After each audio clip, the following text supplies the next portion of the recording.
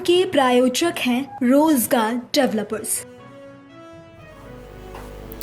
नमस्कार, आप देख रहे हैं पल्स 24 न्यूज। मैं हूं आपके साथ सुहानी बहुगुना। देहरादून में आज का दिन खास रहा क्योंकि आज उपनल कर्मचारियों ने मुख्यमंत्री पुष्कर सिंह धामी का आभार जताने के लिए मुख्य सेवक सदन का रुख किया।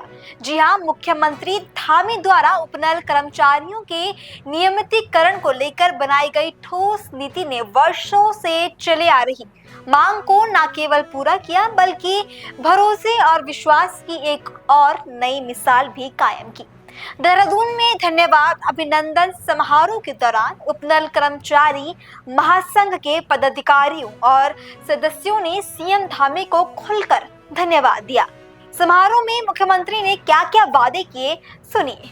जोश से, उत्साह से और अपनेपन से मेरा और गणेश जोशी जी का स्वागत किया है, इसके लिए मैं आप सभी का बहुत आभार व्यक्त करता हूँ। परंतु यदि मैं हृदय से कहूं तो इस अभिनंदन का हकदार अकेला मैं नहीं हूं, बल्कि प्रदेश की 1.25 करोड़ जनता है जिन्होंने 2022 में आम चुनाव में एक मिथक जो हर 5 साल में सरकार बदलने का था, वो मिथक तोड़ा। एक परिपाटी थी सरकार बदलने की, वो परिपाटी बदली और एक नया इतिहास बना दिया। हमको दोबारा से सेवा करने का अवसर दिया। पिछले कई वर्षों से उपनल के कर्मचारी अधिकारी पूरी निष्ठा से काम करते हुए अपनी जिम्मेदारियों का बखूबी रूप से निर्वहन कर रहे हैं और कोविड महामारी जैसी कठिन समय में भी, चुनौतीपूर्ण समय में भी उपनल के कर्मचारियों ने जिस निस्वार्थ भाव से प्रदेशवासियों की सेवा की, उसकी जितनी सराहना की जाए उतनी कम है।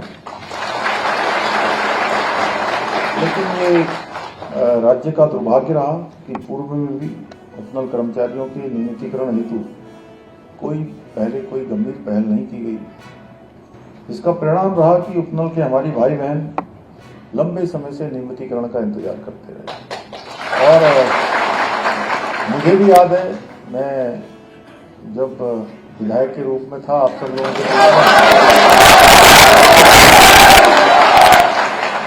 आप सबके बीच में आया, आप सबकी बात को आगे बढ़ाने का भी प्रयास किया। और जैसे ही मैं बना तो आप लोगों ने वो मेरा पत्र भी खूब डाला। ऐसे मुझे जिम्मेदारी मिली, लेकिन मैं समय का इंतजार कर रहा था कि कब वो समय आए, कैसे व्यवस्था बने, क्योंकि अब वो समय पहले की बार तो 6 महीने का वो कालखंड था और उसके तुरंत बाद चुनाव आना था। लेकिन बहुत दिनों से मन में जरूर रहता था कि भाई हमारे राज्य के इतने लोग काम कर रहे हैं, 22,000 लोग काम कर रहे हैं, आखिर इनके भविष्य का क्या होगा? कोई न कोई इनके लिए काम होना चाहिए। और धीरे धीरे आप देख रहे होंगे, अब समय बदल चुका है। अब हमारे प्रधानमंत्री आदरणीय मोदी जी के नेतृत्व में राष्ट्र भावना, प्रथम राष्ट्र लोगों की सेवा, इस भावना से आज भारतीय जनता पार्टी की सरकार काम कर रही है।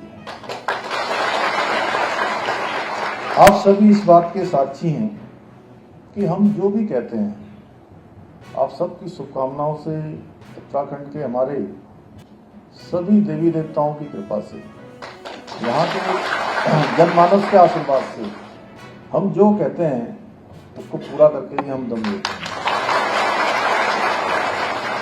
चाहे सरकारी नौकरियों में 30% का हमारी मातृशक्ति के लिए आरक्षण हो, राज्य आंदोलनकारियों को 10% का क्षैतिज आरक्षण देना हो, समान नागरिक संहिता का कानून लागू करना हो, या जो वचन हमने दिया था कि प्रदेश में हम एक सशक्त भू कानून लाना हो। हम जनता के किए गए अपने कठिन से कठिन संकल्प को भी पूर्ण करके हमने दिखाया है। इसी प्रकार हम एक ठोस और प्रभावी नीति बनाकर उपनल के कर्मचारियों को नियमित करने का कार्य भी जल्द ही प्रारंभ करेंगे। और मैं एक सैनिक का बेटा हूँ आप सबकी तरह। और हमने एक सैनिक के परिवार में, एक सैनिक के साथ किस प्रकार उसके जीवन में होता है, कितनी कठिनाइयाँ होती हैं उनके परिवार में, मैं भली भांति जानता हूँ, क्योंकि मैं एक फौजी का बेटा हूँ और एक फौजी परिवार में पला बड़ा हूँ। मैंने पूर्व सैनिकों एवं उनके परिवारों की समस्याओं को बहुत नज़दीक से देखा है और सच कहूँ तो कुछ जीवन के कुछ कालखंड सेना के साथ ही बड़ा हुआ, मतलब सेना के साथ पढ़ते हुए, लिखते हुए, अनुशासन, उनका संस्कार, देश सेवा की भावना, ये सब मैंने बहुत नज़दीक से देखी है। इसलिए जब से मुझे राज्य के मुख्य सेवक के रूप में काम करने का अवसर मिला, तब से ही हमारी सरकार प्रदेश के पूर्व सैनिकों के लिए और जिन्होंने देश की सीमाओं की रक्षा के लिए, देश की रक्षा के लिए अपना बलिदान दिया है, उनके आश्रितों के कल्याण एवं उत्थान के लिए हम प्रतिबद्ध होकर काम कर रहे हैं। आप सभी को याद होगा, पहले उपनल कर्मचारियों को मिलने वाला प्रोत्साहन भत्ता 3 महीने पर रिलीज किया जाता था। हमने सरकार में आते ही उस प्रोत्साहन राशि को प्रत्येक महीने रिलीज करने का प्रारंभ किया। हमारे इस निर्णय से 25,000 पूर्व सैनिकों को प्रत्यक्ष रूप से आर्थिक लाभ हुआ। अभी हमारी सरकार द्वारा 10 वर्ष से कम अनुभव वाले पूर्व सैनिकों को लगभग 5,000 रुपये और 10 साल से अधिक अनुभव वाले पूर्व सैनिकों को लगभग 6,000 रुपये प्रति माह प्रोत्साहन भत्ते के रूप में भी दिया जा रहा है। जैसा अभी गणेश जोशी जी बता रहे थे, हमने पहले ही कालखंड में उपनल कर्मचारियों के इन भत्तों में बढ़ोतरी की थी। भाइयों बहनों, हमारी सरकार ने जहां एक और शहीदों के आश्रितों को मिलने वाली अनुग्रह राशि को पहले जो 10 लाख रुपए मिलती थी, उसको हमने बढ़ाकर 50 लाख रुपए किया। वहीं बलिदान होने वाले हमारे सैनिकों के परिवार के एक सदस्य को सरकारी नौकरी में समायोजित करने का भी निर्णय लिया है। इसके लिए हमारी सरकार सरकारी नौकरी हेतु आवेदन करने की अवधि को भी पहले 2 वर्ष तक आवेदन करना था, लेकिन बहुत बार 2 वर्ष में आवेदन नहीं हो पाते थे, उनको इधर उधर भटकना पड़ता था, परेशान होना पड़ता था, उसको बढ़ाकर हमने 5 वर्ष किया है। इसके साथ ही हमने सेना में परमवीर चक्र से लेकर मेंशन इन डिस्पैच तक सभी वीरता पुरस्कारों से अलंकृत सैनिकों को दी जाने वाली एक मुश्त तथा वार्षिकी राशि में भी अभूतपूर्व वृद्धि की है। आप लोगों को ये जानकर प्रसन्नता होगी कि अभी 2 दिन पूर्व ही एक सैनिक सम्मेलन में मैंने परमवीर चक्र विजेताओं को मिलने वाली प्रोत्साहन राशि को बढ़ाकर 50 लाख रुपए से 1.5 करोड़ रुपए करने का निर्णय लिया है। साथ ही प्रदेश के शहीदों की स्मृति में राजधानी में हमारे देहरादून में गुनियाल गांव में एक भव्य सैनिक धाम का निर्माण कार्य किया जा रहा है। बहुत जल्दी उसका काम पूरा हो जाएगा और लोकार्पण भी जल्दी ही उसका होने वाला है। इसके अलावा विभिन्न युद्धों एवं आंतरिक सुरक्षा कार्यों आदि में शहीद हुए प्रदेश के वीर सैनिकों की वीर नारियों एवं आश्रितों को उत्तराखंड शहीद कोष से एक मुश्त 10 लाख रुपए का अनुग्रह अनुदान भी अनुमानित किया गया है। युद्ध के दौरान शहीद हुए बलिदानियों की वीरांगनाओं एवं युद्ध में घायल होकर दिव्यांग होने वाले सैनिकों को हमारी सरकार द्वारा 2 लाख रुपए की सहायता भी प्रदान की जा रही है। इसी प्रकार आज हमारा उत्तराखंड देश के उन चुनिंदा राज्यों में से है जहां सेवारत एवं पूर्व सैनिकों को 25 लाख रुपए मूल्य की स्थायी संपत्ति खरीदने पर स्टाम्प ड्यूटी में 25% की छूट दी गई है। इसके साथ ही शहीद सैनिकों की पुत्री एवं सैनिकों के निराश्रित पुत्रों के विवाह हेतु 1 लाख रुपए तक का अनुदान किया जा रहा है। पूर्व सैनिकों तथा शहीदों के बच्चों को कक्षा 1 से लेकर स्नातकोत्तर एवं व्यावसायिक शिक्षा हेतु छात्रवृत्ति भी प्रदान की जा रही है। इसके अलावा सैनिक विधवाओं के पुनर्विवाह हेतु 1 लाख रुपए का अनुदान भी दिया जा रहा है। इतना ही नहीं, आने वाले समय में हम सैनिकों की वीरांगनाओं और पुत्रियों को ड्रोन दीदी योजना के माध्यम से ड्रोन संचालन का विशेष प्रशिक्षण देकर उन्हें भी स्वरोजगार से जोड़ने का प्रयास भी करेंगे।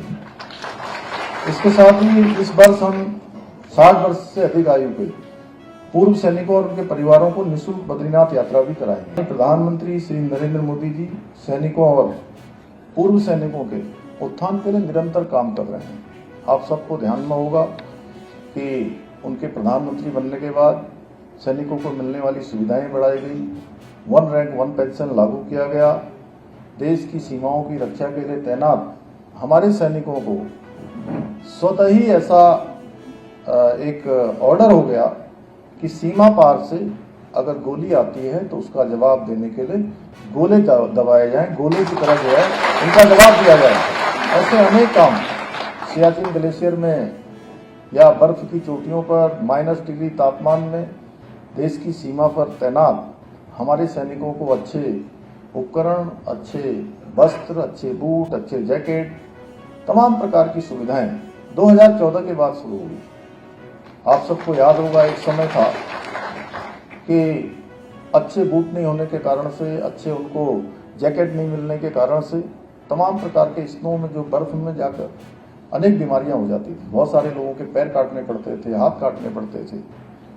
लेकिन देश की आज़ादी का इतना लंबा कालखंड बीत गया, किसी प्रधानमंत्री को कभी ध्यान में नहीं आया कि इन सैनिकों के लिए सुविधाएं होनी चाहिए। अगर सबसे पहले किसी को ध्यान में आई, सबसे पहले किसी ने निर्णय लिया तो भारत माँ के लाल आदरणीय प्रधानमंत्री श्री नरेंद्र मोदी जी ने लिया।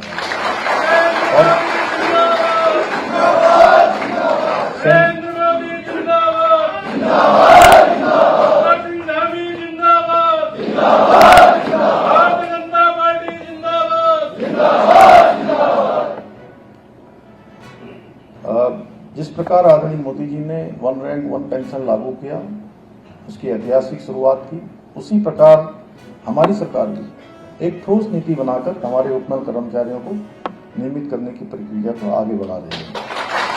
मुझे पूरा विश्वास है इस नियमितीकरण प्रक्रिया से न केवल उपनल के कर्मचारियों को आर्थिक स्थिति में सुधार होगा, बल्कि उनके भीतर एक आत्मसम्मान की भावना और भी अधिक मजबूत होगी, उनका आत्मबल बढ़ेगा, आत्मविश्वास बढ़ेगा। और अभी हमारे विनोद गोदियाल जी जब पढ़ रहे थे और हमारे गणेश जोशी जी ने भी कहा है मुकदमे के बारे में, उसकी भी हम लोग समीक्षा करके उसको भी जो है वापस करने की जो प्रक्रिया होगी उसको वापस करेंगे। क्योंकि अब हमने जो है अब वो आमने सामने वाला मामला छोड़ दिया है, ठीक है। अब जो है सबको साथ में चलना है, सब अब ये पक्ष है वो पक्ष नहीं होगा कि ये पक्ष अलग है वो पक्ष अलग है, ये उपनल वाले अलग हैं, हम लोग अलग हैं, हम सब एक साथ हैं। हम प्रदेश को देश का सबसे श्रेष्ठ राज्य बनाना हमारा संकल्प है। उस संकल्प में हर एक प्रदेशवासी का हमको साथ चाहिए। और आदरणीय प्रधानमंत्री जी के मुख से निकले हुए शब्द जो बाबा केदार के धाम में निकले थे कि 21वीं सदी का तीसरा दशक उत्तराखंड का दशक होगा, उसका हर हाल में कि उत्तराखंड प्रगति के शिखर पर होगा, उत्तराखंड गति के शिखर पर होगा, उत्तराखंड उन्नति के शिखर पर होगा, उत्तराखंड विकास के शिखर पर होगा, हर प्रकार की तरक्की के शिखर पर उत्तराखंड होगा। उत्तराखंड का हर दिशा में विस्तार होगा, विकास होगा। यह आदरणीय प्रधानमंत्री जी के मुख से निकले हुए शब्द थे जो बाबा केदार के धाम में निकले थे। तो हम सबको मिलकर उनके शब्दों को साकार करना है, उनको धरातल पर उतारना है